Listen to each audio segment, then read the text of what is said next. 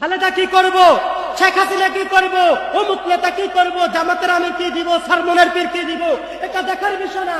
আপনি আপনার জায়গায় কতটুকু, এটা দেখার বিষয় কার কাছে? ও মিয়া, নেতায় আপনার কোনো কাজে আসবে না। আল্লাহ বলেছে ওয়াকালা রাব্বানা ইন্না আতা'না সাদাতানা ওয়া কুবরানা ফাদাল্লুনা সাবিলা। ও পৃথিবীর বান্দারা শোনো শোনো, তুমি কোন নেতার আদর্শে আদর্শিত, কোন হুজুরের আদর্শে আদর্শিত, এটা দেখার বিষয় না। যেই নেতার চরিত্র নাই, যেই নেতা নামাজ নাই, যেই নেতা ঘুষ খায়, যেই ইমাম হক কথা বলে না, যেই ইমাম আদর্শের পথে মানুষদেরকে ডাকে না, যে ইমাম মানুষদেরকে ভালো পথে আহ্বান করতে পারে না, এমন লোকের পিছনে ইতাআত করার দরকার নাই, দরকার নাই, দরকার নাই। কারণ ওয়াকালা রাব্বানা ইন্না আতা'না সাদাতানা ওয়া কুবরানা ফাআদাল্লুনা সাবিলা।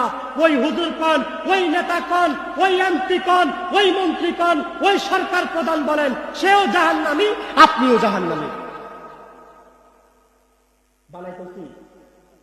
বানায়া বলছি, জামাতের আমিরের বিপক্ষে কইছি, সরমনের পীর সাহেবের বিপক্ষে কইছি, প্রাইম মিনিস্টার সাবেক শেখ হাসিনার বিপক্ষে কইছি, কারো বিপক্ষে বলি নাই। এখন দেখি দেশের অবস্থা এমন, এক দল আরেক দল, অমুক দল তমুক দল, মানে দলের কোনো শেষ নাই। বিগত 16 বছর রাজপথে কাউকে দেখা যায় নাই, অন্যায়ের মোকাবিলা কেউ করে নাই।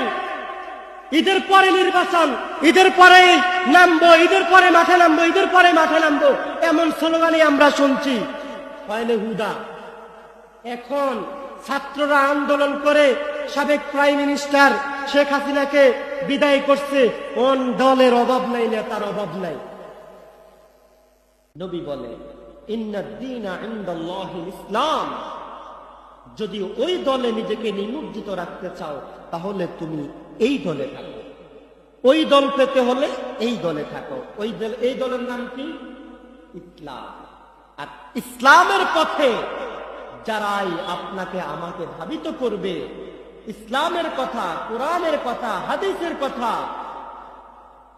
সৎপথের আদেশ, অসৎপথের নির্দেশ যে দিবে, সে হোক আওয়ামী লীগের, হোক বিএনপির, হোক যে কোনো দলের, দেখার বিষয়। কথা কি বুঝছেন? জুমার দিন যেহেতু আমরা আসলে বক্তা মানুষ, বিভিন্ন দেশে সফর করি আলহামদুলিল্লাহ,